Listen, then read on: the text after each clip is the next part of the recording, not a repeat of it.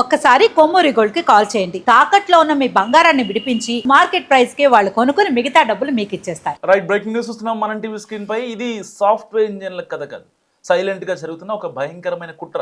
April 12న బయటపడిన ఈ corporate జిహాద్ story సంచలనంగా మారింది ఇప్పుడు దేశవ్యాప్తంగా. లైంగిక వేధింపులు, మత మార్పిడులకు పాల్పడ్డారన్న ఆరోపణలపై కొంతమంది సాఫ్ట్వేర్ ఉద్యోగులను పోలీసులు అరెస్ట్ చేశారు. హెచ్ఆర్ మేనేజర్ సహా 7 ఉద్యోగులను అదుపులో తీసుకోవడం కలకలం రేపింది. దీనిపై టీసీఎస్ స్పందించింది.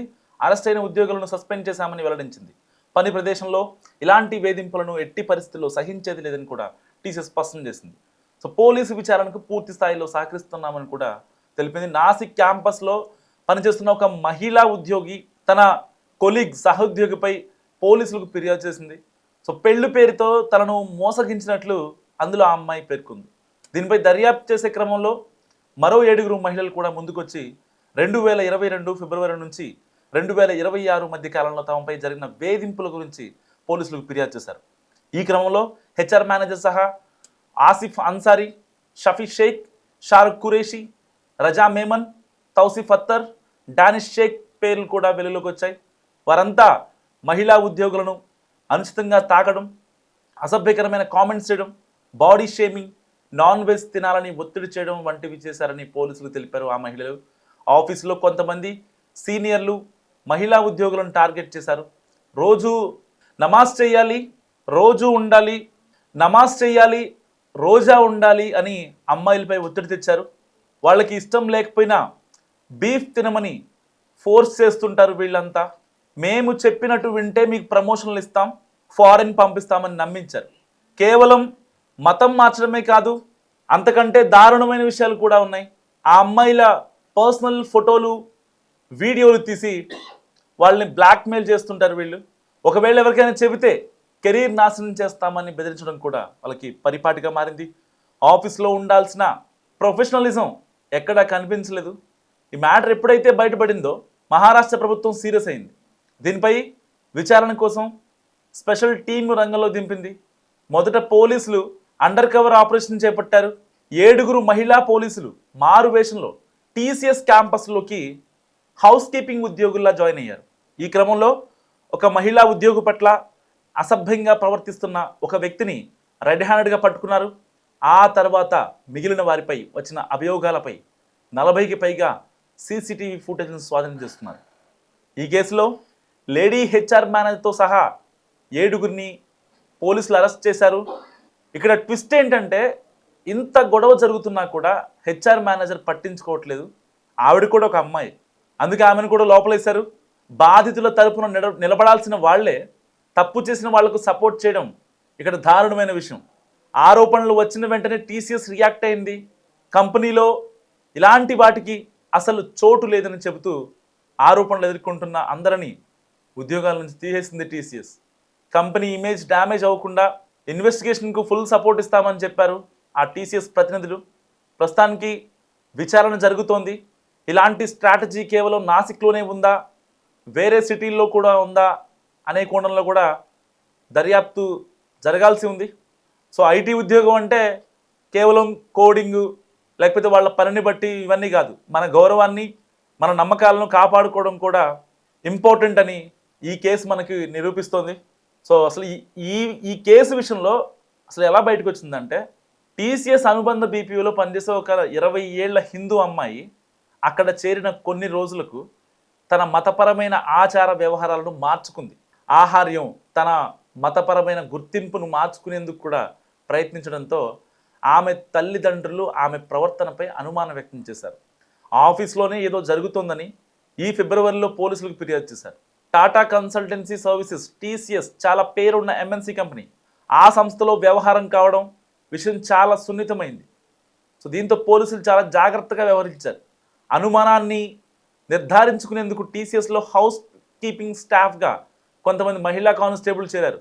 ఇందులో ఈ కేసుని దర్యాప్తు చేస్తున్న ఎవరైతే ఆ మహిళా కానిస్టేబుల్స్ ఉన్నారో వాళ్ళ ద్వారా ఈ పోలీసులు ఫర్దర్ ఇన్ఫర్మేషన్ తెలుసుకున్నారు, క్రాస్ చెక్ చేసుకున్నారు. దాదాపుగా 15 రోజులు అక్కడే పనిచేసి నిఘా ఉంచి జరుగుతున్నది నిజమే అని కన్ఫర్మ్ చేసుకున్నారు. సో ఫస్ట్ థింగ్ 2026 మార్చి 25న ఒక మహిళా ఉద్యోగి పోలీసులకు ఫిర్యాదు చేసింది. సో తాను 2022 నుంచి 26 వరకు వాళ్ళ కొలీగ్స్ చేత లైంగిక దోపిడీ కావచ్చు, మతపరమైన వేధింపులు ఎదుర్కొన్నారని ఫిర్యాదులో పేర్కొంది. సో దీన్ని సీరియస్గా తీసుకున్న పోలీసులు ఇలాంటి ఇబ్బందులు ఎదుర్కొంటున్న వారు ముందుకు రావాలని కోరారు. దీంతో మరింత మంది బాధితులు బయటకు వచ్చారు. కొద్ది రోజుల్లోనే మొత్తం ఎఫ్ఐఆర్లు నమోదయ్యాయి. 9 ఎఫ్ఐఆర్లు నమోదయ్యాయి. 8 మంది మహిళలు, ఒక పురుషుడు ఫిర్యాదు చేశారు. ఫిర్యాదులన్నీ లైంగిక వేధింపులే. అసలు ఇది గమనార్హం. ఇది అత్యాచారం, బలవంతపు సంబంధాలు, స్టాకింగ్, బెదిరింపులు, మతపరమైన ఒత్తిళ్లు, మతపరమైన మార్పిడి ప్రయత్నాలు, మతంపై దూషణలు, ఇలాంటివన్నీ కూడా వాళ్ళపై చేసి వాళ్ళని చిత్రహింసలు పెట్టారు. ఈ ఆరోపణలు ఎదుర్కొంటున్న వారంతా కూడా ఒకే మతానికి చెందినవారు కావడంతో ఇది కార్పొరేట్ జిహాద్గా మారింది. వాస్తవానికి ఈ యొక్క 9 ఎఫ్ఐఆర్లో 7గురిని అరెస్ట్ చేశారు.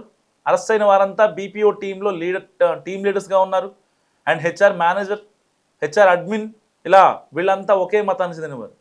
ఆసిఫ్ అన్సారీ కావచ్చు, షఫీ షేక్ కావచ్చు, షారూక్, రజా, తౌసిఫ్, డానిష్, వీళ్ళందరూ కూడా ఒకే మతానికి చెందినవారు. సో వీరితో పాటు మహిళా ఉద్యోగుల ఫిర్యాదు ఇచ్చినా కూడా పట్టించుకొని మహిళా హెచ్ఆర్ని కూడా పోలీసులు అరెస్ట్ చేశారు. దీంతో విషయం మతపరంగా మారిపోయింది.